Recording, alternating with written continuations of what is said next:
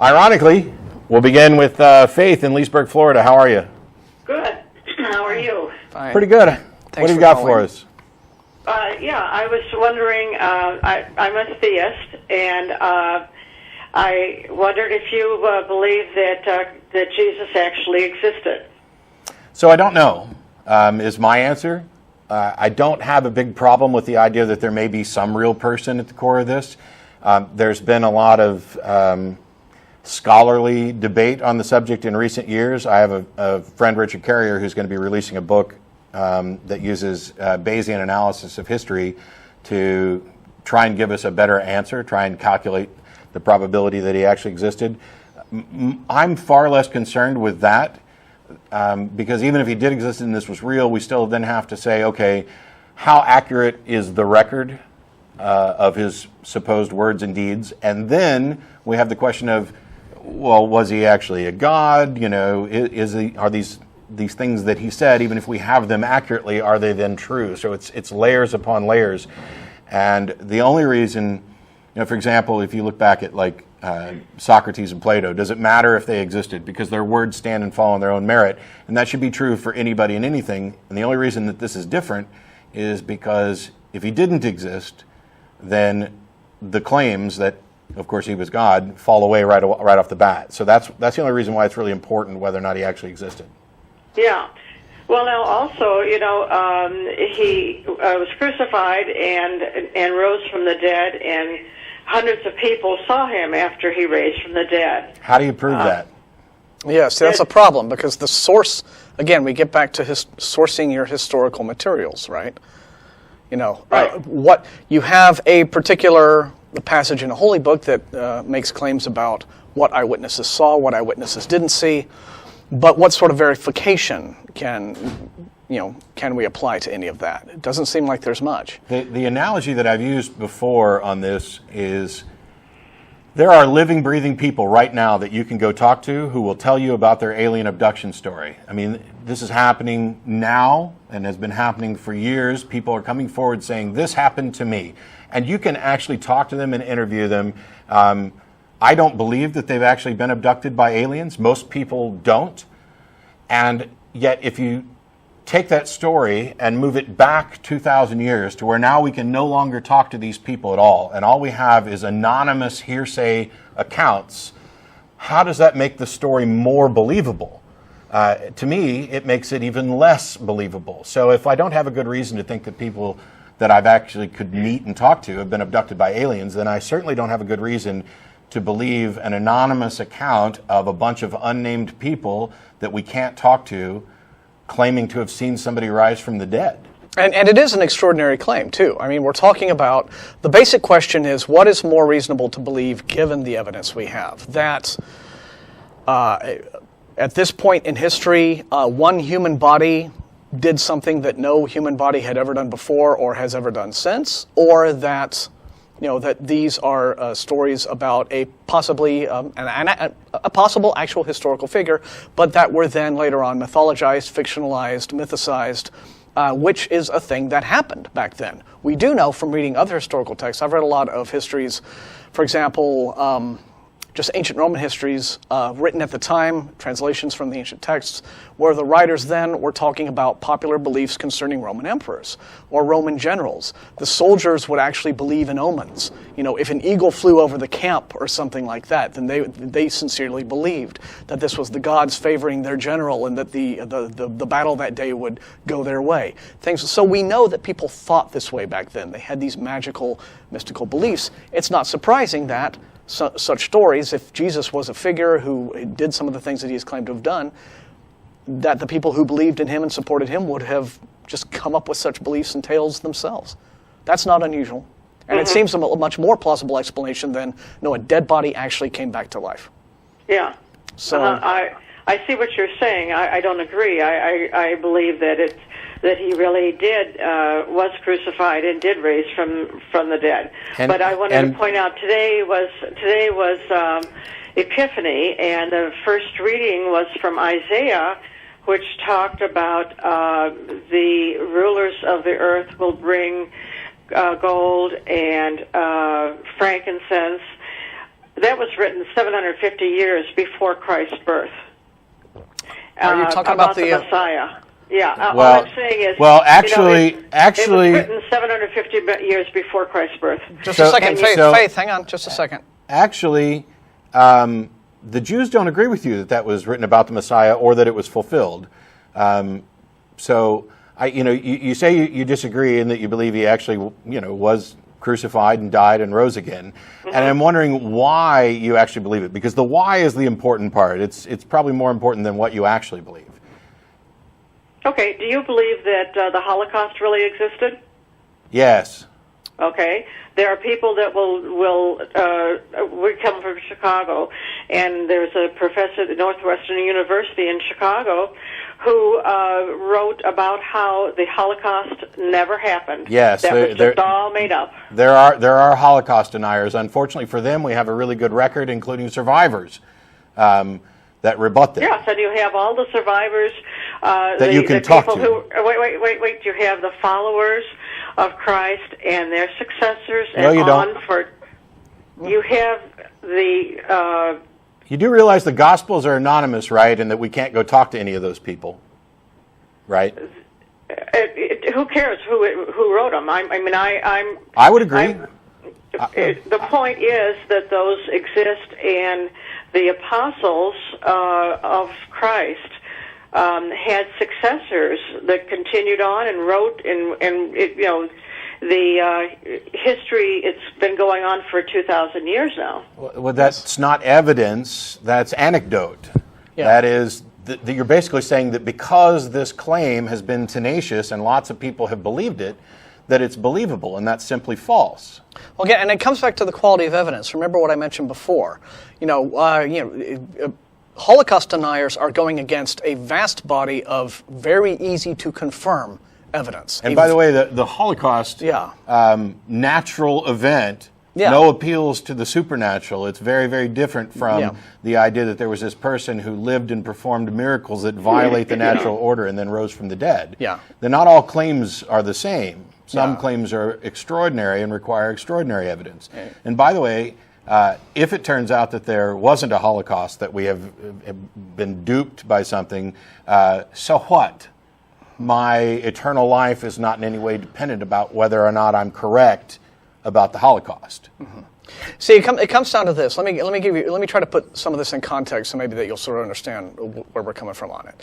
You get farther back in time, and so it becomes a bit more difficult to come up with things to confirm the historicity of something, right? The accuracy of an account of something. The farther you go back in time, it is more and more difficult to find reliable accounts. That's just the nature of that, right? Oh, sure. Yeah. I'm researching a documentary about something that happened 130 years ago in Austin.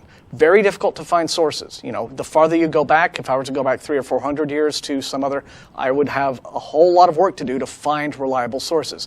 You're going back 2,000 years, again, much more difficult to find these reliable sources. Something that happened less than a century ago, when you have photographs and film footage and, actual survivors who are interviewed. Okay, that's a very strong body of good evidence for something that is not an extraordinary claim. I mean, for example, the Holocaust was extraordinary in terms of the degree of human cruelty that was going on. Right. But it's not extraordinary in that no one is claiming any kind of supernatural or divine agency is involved in any of this. Whereas if you're talking about, again, a human being rising from the dead and becoming a sort of God-man, or having always been a God-man and fulfilling some kind of divine plan, you now have several millennia where we're actually separated from the supposed event, plus a real dearth of any historical document that isn't like directly from the holy book of the religion that is all about worshiping this holy man. You have an inability to find, extra biblical documents that confirm any of these events. You have contradictions within the holy book themselves. Was there an earthquake? Yes, no. How many people turned up at the tomb? 2, 3, 4, 5, 7, 20.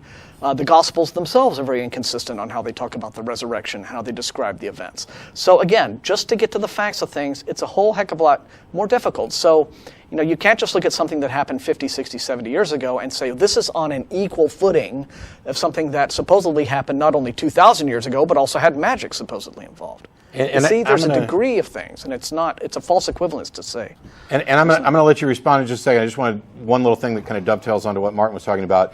If we have a set standard of evidence that we use to determine whether or not a historical claim probably occurred or actually occurred, if we lower our standards of evidence to the point that the claims about Jesus are accepted, then we have no good reason, to reject the other claims of other miracle saviors or other religions. We just have to kind of take it all in. I mean, the Muslims would tell you that they have the original copy of their book and that they have a much better annotated history from the beginning of their religion until now than Christianity does. And so if we've lowered our standards of evidence so far that Jesus gets in and gets a pass on all the miracle stuff, then we'd be stuck believing everything, and we'd be believing contradictory things. The ancient Egyptians with all of their frescoes and their reliefs on their tomb walls, those are original documents, technically, but because they talk about, the Book of the Dead and their pantheon and all that, should we consider them credible just on those grounds? No. I mean, extraordinary claims require extraordinary evidence. Yeah. And so when I called last time, I was asking about the beginning of the universe, and they were talking about how it was a whole bunch of matter squeezed together, and then it just exploded, and that's how we've got our universe and our planets. Well, and what I'm saying is, matter does not. It remains stable. So no, that means that some force had to bring that little ball of matter into existence in the first place. How did you determine that? I mean, first of all, your explanation. I don't want to pick it apart too much, and I'm not a physicist, and this is not a show about. Well, I mean, that's what you guys told. The guy that was a month ago, who was the host, said that the universe started with an extremely condensed ball of matter that exploded. We call that the Big Bang, and the universe is still exploding. So we don't know the nature of all that. We can't look back beyond the Planck time, which is a slight fraction, the smallest fraction of a second that we can address after the event. What we do know is that it happened, or at least something happened, and the evidence for the Big Bang model seems strong. It could be that the Big Bang model is actually in error, but science stops at that point and says, you know what, right now we can't go any further than this. We have no mechanism to see behind, and so it's unknown.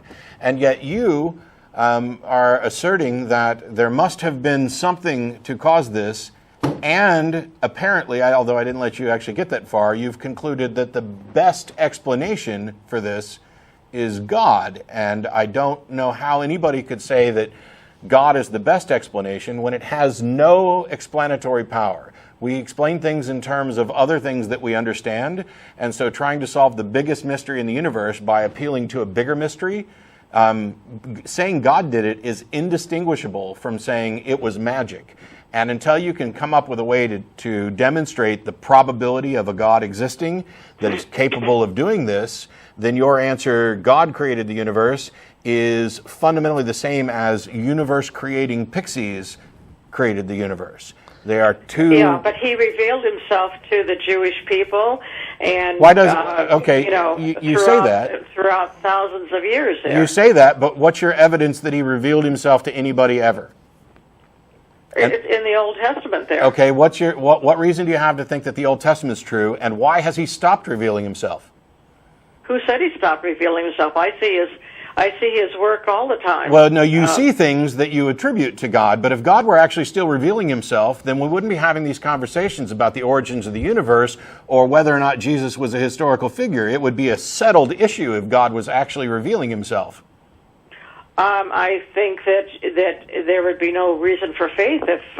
Why God was revealing, as you just said, God. If he was hitting himself over the head with his presence, there would be no need for faith. What good is faith, and why is it important?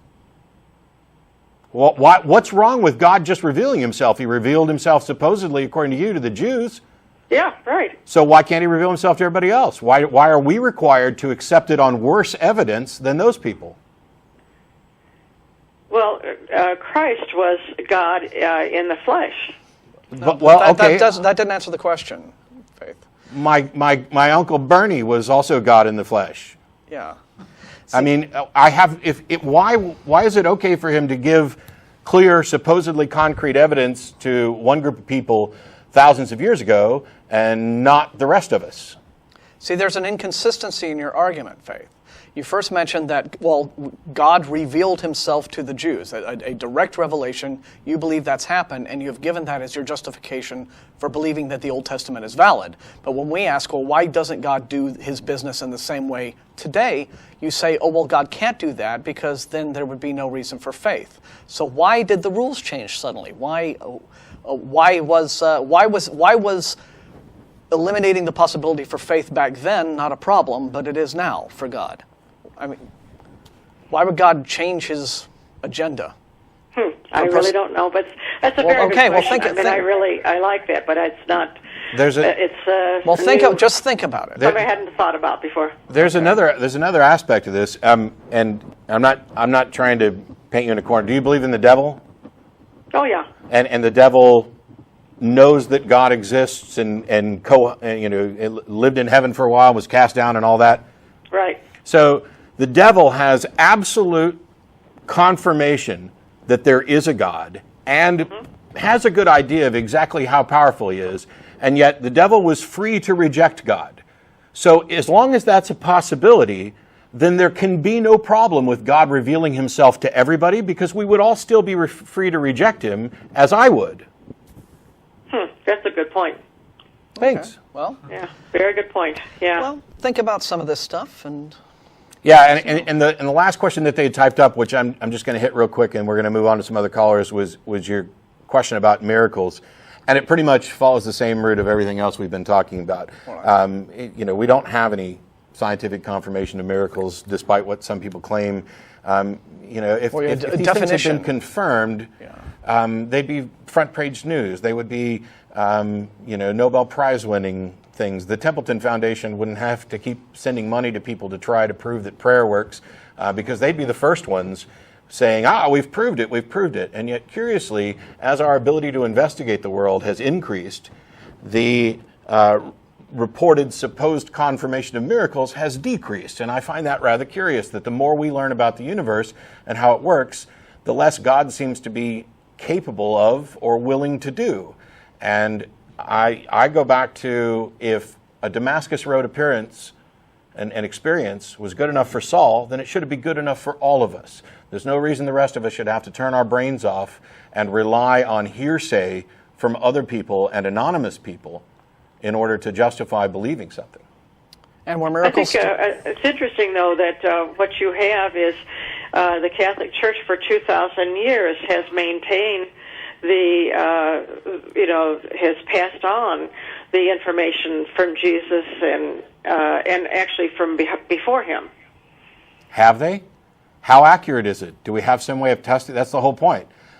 We know that the church has existed, and we know that they've portrayed these ideas, although they've changed their minds on some things that they evidently invented, like limbo or whatever. But what we don't know is how accurate is the information that they've passed on relative to what actually happened.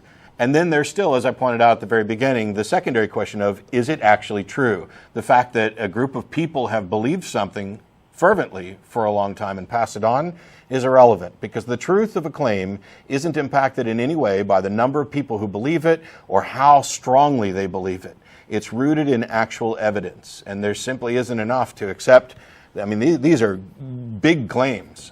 And, given some of the claims that the church and other Christian religious organizations have made that we know are false, the things about the age of the universe and stuff, I think the record is 0 confirmed supernatural events on theirs and hundreds of disconfirmed claims by them.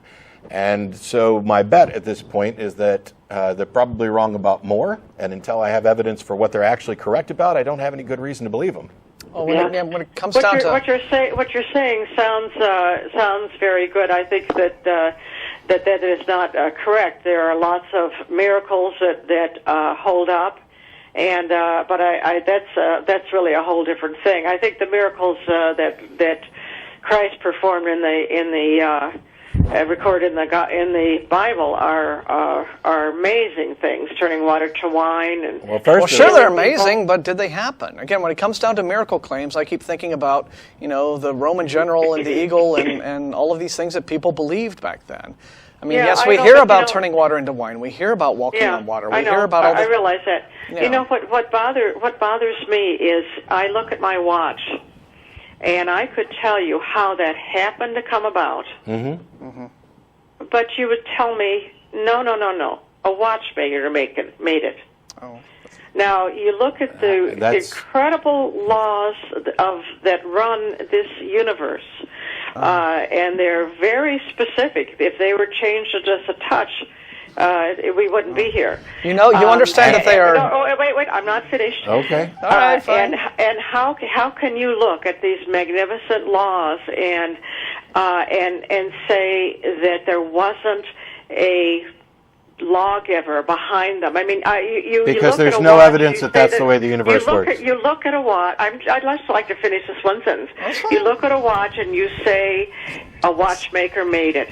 How come you can't look at the laws of the universe and say they came about by a lawgiver? Faith, on the watchmaker analogy, okay, let's follow this through. Yeah. You walk in, you find a watch on the beach. Yeah. You say, this must have been designed. Mm-hmm. Well, how is it stand? Hold it. Wait, whoa. Hang on. You didn't want us to interrupt you. It's my turn now. Okay. We'll get there. She's got an oar. But well, I just want to clarify what I'm saying.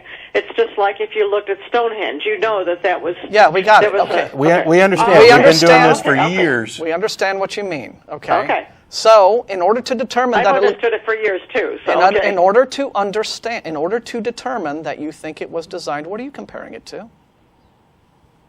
See, we recognize design by comparing it to things that are undesigned. And if you believe that God created everything, then you can't possibly walk along a beach, pick up a watch, and say this is designed, because in your world, you're walking on a universe of watches, on a beach of watches, and picking up one watch and saying, oh, this is clearly designed, when you think everything was designed. And the truth is, we don't recognize design by complexity. We recognize design because there is evidence for design and no evidence of something naturally occurring like that.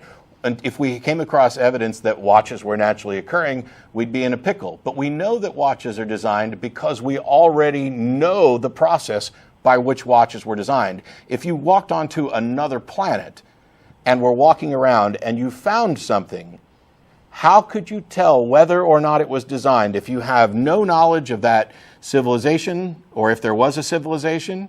And the answer is you would have to contrast it to something. Something designed is contrasted against something that's not designed. Mm-hmm. You have to have a frame of reference. So what are you comparing it to? I really am not following you. In your model, God designed everything, correct? He started out the universe with the laws of the universe. Yeah. So even a grain of sand, God designed, right? Well, I mean, God didn't design grains of sand? I don't know where you're going with this. Well, it's a question. Doesn't matter where I'm going. Yeah. Did God design grains of sand? Yeah. Okay, so if you find a watch on a beach, you have two designed things sitting there. You haven't demonstrated any mechanism for how you determined the difference. The reason this watchmaker analogy has had so much traction among apologists is because people intuitively think that they recognize design. Oh, look, it's Mount Rushmore. Clearly that was designed. Oh, look, it's a watch. Clearly it was designed. What you don't seem to understand is that you know that those things are designed because you have mountains and mountains of evidence for the design. And if instead you point to human beings and say, oh, they're designed, you actually need some evidence that human beings are designed, because all of the available evidence points to the conclusion that humans are naturally occurring. We have a mechanism for reproduction. We have a long history throughout, from the beginning to now, of how humans evolved. There's nothing there about design. And you have to, in order to say that the universe is designed, you need to have a frame of reference to say that anything is designed. Well, what in your mind would a non-God designed universe look like? Yeah, we got no universes to compare it to. Yeah, I mean, if our universe was not designed by a God, what do you think it would look like? Describe it. How would it function? You guys are really something, and I must tell you, it's really not fair. You have 2 against 1 here, you know. You know, it's about the arguments, not the numbers. No, right? I know. We also have science against fallacy. Your 2 minds are, and I just want my 1 mind, and you have your 2. You know, you guys are. It's a 2 against 1, which is really not fair. Okay. Yeah. Yeah. Anyway, I enjoy listening to your shows, and it's very very thought provoking. Well, thanks, Faith. Why don't you go find 2 friends, and I'll let you go 3 against 1 with me someday. That's fair. That sounds wonderful. Great. Okay, great. Take care. Happy New Year. Happy New Year, Faith. Thank you. Yeah. What would a non-God designed universe look like? That's the thing. You know, when I talked, it was probably rather snarky of me to say that. Oh, we've been doing this for years. Well, I mean, that's irrelevant. Yeah. Well, it's just that these are extremely common arguments that yes. we hear, and so it's, and these are not just common arguments. Yeah. These are the basic common arguments, and this. Ray Comfort would use the, a building has a builder, and a painting has a painter, therefore creation has a creator. Whoops, stop. Why did you call it creation? Yeah. That's a cheat. Of course, a creation has a creator, but you haven't demonstrated that the universe is a creation. Yes. And the reason that you know that a building has a builder is because there's no evidence for buildings naturally occurring, and tons of evidence for buildings being designed and built, and the same true for painting. If you found just splotches of paint on the ground, or splotches of color, I guess, on the ground, do you get to call it a painting? No, Jackson Pollock would. Sorry. Given Jackson Pollock as an example, what do you get to call a painting? Oh, well, it looks like a human. Okay. Well, it's so clear. I mean, the Mona Lisa couldn't just accidentally happen. Well, I agree that it's incredibly unlikely, but the reason we know is because we know how these things work. Yeah. We've investigated them. Simplicity We've constructed is them. A greater evidence of design, actually, than complexity. Yes. But simplicity is the hallmark of design, not complexity, which is another thing they get back. But before we move on, 2 basic mistakes being made here. Don't make the basic mistake of thinking the laws of the universe are descriptive, not proscriptive. Right. And secondly, don't confuse design with order. Yeah. That is the fundamental, that's the foundational error that Christian apologists make when they give us the argument that Faith made. Yeah. Confusing design, which has a mind and an intent behind it, with order. Which is entailed by, that's the nature of it, that's ontological, it's just the nature of existence itself, order. And when Martin talks about the laws of the universe being descriptive, one of the things that I would have asked Faith is, let's say the laws of the universe, or the universal constants, or the way the universe worked, were slightly different, and we couldn't possibly be here. How do you know that there wouldn't be some other thinking being sitting there going, wow, this is just preposterous that this universe could have happened entirely by accident, it's fit for me. Douglas Adams has my favorite take. The puddle. On that with the puddle, which is at our wiki.ironchariots.org. It is, yeah. So you can look at it there. Anyway, well, that was a long call, but a good one. Epic call, but again, good points. You got.